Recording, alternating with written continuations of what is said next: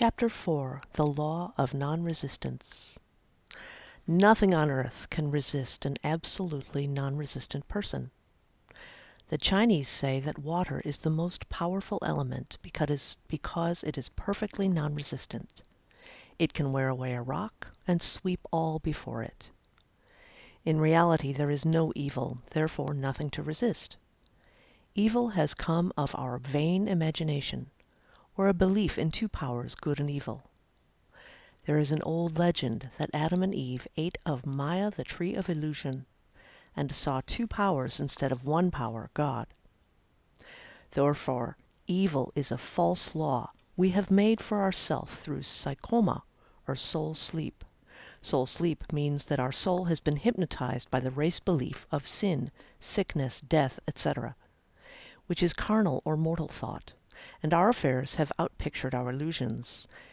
We have read in a preceding chapter that our soul is our subconscious mind, and whatever we feel deeply, good or bad, is outpictured by that faithful servant. Our body and affairs show forth what we have been picturing. The sick person has pictured sickness, the poor person poverty, the rich man wealth. People often say, "Why does a little child attract illness when it is too young to know what it means?" I answer that children are sensitive and receptive to the thoughts of others about them, and often outpicture the fears of their parents. I heard a metaphysician once say, "If you do not run your subconscious mind yourself, someone else will run it for you." Mothers often unconsciously attract illness and disaster to their children by continually holding them in thoughts of fear and watching for symptoms. For example, a friend asked a woman if her little girl had had the measles. She replied promptly, "Not yet." This implied that she was expecting the illness, and therefore preparing the way for what she did not want for herself and child. However, the one who is centered and established in right thinking, the one who sends out only goodwill to their fellow man, and who is without fear, cannot be touched or influenced by the negative thoughts of others. In fact, they could then receive only good thoughts, as they themselves send forth only good thoughts. Resistance is hell, for it places us in a state of torment. A metaphysician once gave me a wonderful recipe for taking every trick in the game of life. It is the acme of non-resistance. He gave it in this way. "At one time in my life I baptized children, and of course they had many names. Now I no longer baptize children, but I baptize events. But I give every event the same name. If I have a failure, I baptize it a success in the name of God." In this, we see the great law of transmutation founded on non-resistance. Through his spoken word, every failure was transmuted into success.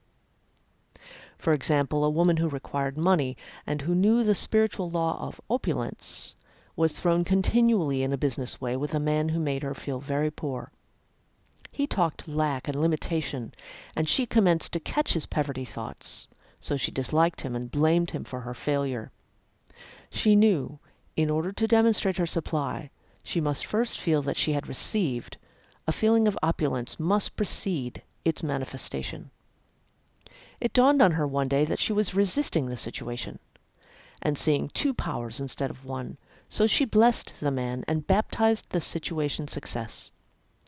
She affirmed, "As there is only one power, God, this man is here for my good and my prosperity," just what he did not seem to be there for.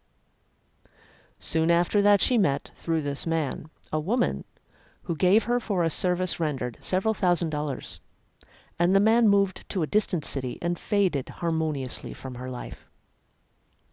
Make the statement, "Everyone is a golden link in the chain of my good."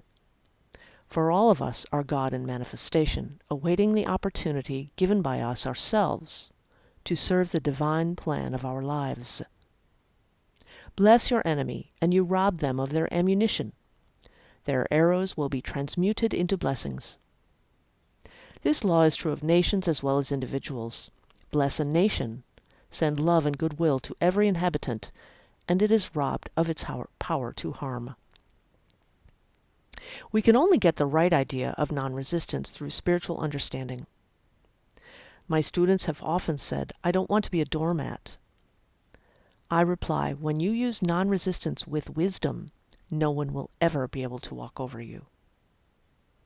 Another example. One day I was impatiently waiting an important telephone call. I resisted every call that came in and made no outgoing calls myself, reasoning that it might interfere with the one I was awaiting. Instead of saying, divine ideas never conflict, the call will come at the right time, leaving it to infinite intelligence to arrange, I commenced to manage things myself. I made the battle mine, not God's, and remained tense and anxious. The bell did not ring for about an hour, and I glanced at the phone and found the receiver had been off that length of time, and the phone was disconnected. My anxiety, fear, and belief in interference had brought on a total eclipse of the telephone. Realizing what I had done, I commenced blessing the situation at once. I baptized its success and affirmed, I cannot lose any call that belongs to me by divine right. I am under grace and not under law. A friend rushed out to the nearest telephone to notify the company to reconnect. She entered a crowded grocery, but the proprietor left his customers and attended to the call himself. My phone was connected at once, and 2 minutes later I received a very important call, and about an hour afterward the one I had been awaiting. Once ships come in over a calm sea. So long as we resist a situation, we will have it with us. If we run away from it, it will run after us. For example, I repeated this to a woman one day, and she replied, how true that is. I was unhappy at home. I disliked my mother, who was critical and domineering. So I ran away and was married. But I married my mother, for my husband was exactly like my mother, and I had the same situation to face again. Agree with your adversary quickly. This means agree that the adverse situation is good. Be undisturbed by it, and it falls away of its own weight. None of these things move me is a wonderful affirmation. The inharmonious situation comes from some inharmony within us ourselves. When there is in us no emotional response to an inharmonious situation, it fades away forever from our pathway. So we see man's work is ever with himself. People have said to me, give treatments to change my husband or my brother. I reply, no, I will give treatments to change you. When you change, your husband and brother will change. One of my students was in the habit of lying. I told her it was a failure method, and if she lied, she would be lied to. She replied, I don't care. I can't possibly get along without lying. One day she was speaking on the phone to a man with whom she was very much in love. She turned to me and said, I don't trust him. I know he's lying to me. I replied, well, you lie yourself, so someone has to lie to you, and you can be sure it will be just the person you want the truth from. Sometime after that I saw her, and she said, I'm cured of lying. I questioned, what cured you? She replied, I've been living with a woman who lied worse than I did. Often one is cured of our faults by seeing them in others. Life is a mirror, and we find only ourselves reflected in our associates. Living in the past is a failure method and a violation of spiritual law. Lot's wife looked back and was turned into a pillar of salt. The robbers of time are the past and the future. We should bless the past and forget it, if it keeps us in bondage, and bless the future, knowing it has in store for us endless joys, but live fully in the now.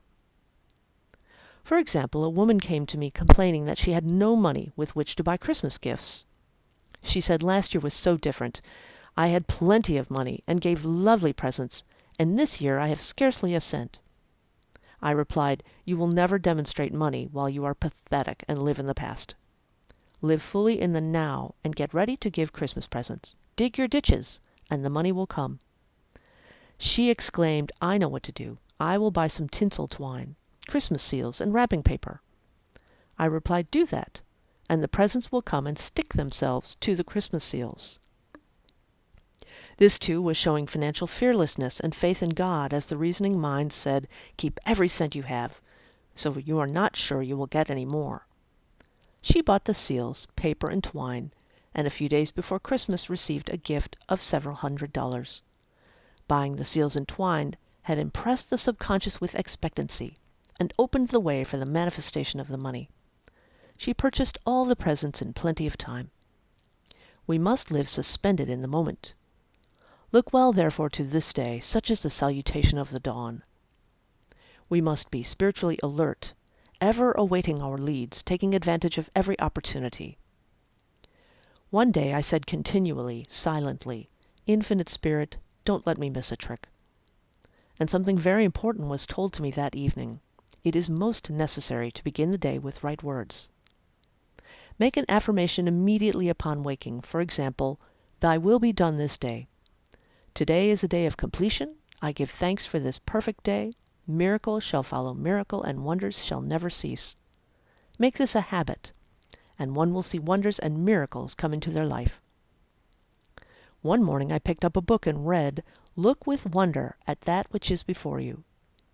It seemed to be my message for the day, so I repeated it again and again. Look with wonder at that which is before you. At about noon, a large sum of money was given me, which I had been desiring for a specific purpose. In a following chapter I will give affirmations that I have found most effective. However, one should never use an affirmation unless it is absolutely satisfying and convincing to your own consciousness, and often an affirmation is changed to suit different people.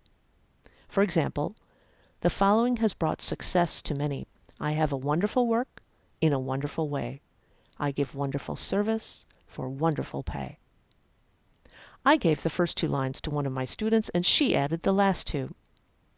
It made a most powerful statement, as there should always be perfect payment for perfect service, and a rhyme sinks easily into the subconscious. She went about singing it aloud, and soon did receive wonderful work in a wonderful way, and gave wonderful service for wonderful pay. Another student, a businessman, took it and changed the word work to business. He repeated, "I have a wonderful business in a wonderful way, and I give wonderful service for wonderful pay."